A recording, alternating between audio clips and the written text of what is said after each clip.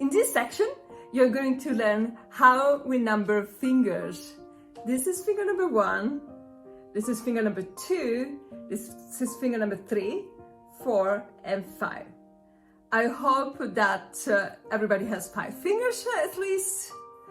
And for the left hand, this is finger number 1, this is finger number 2, this is finger number 3, 4, and 5. So don't start counting from here. This is not finger number 1, this is 5. So the pinky is always 5 and the thumb is always 1. So you might not imagine how many times I have to explain that to my students.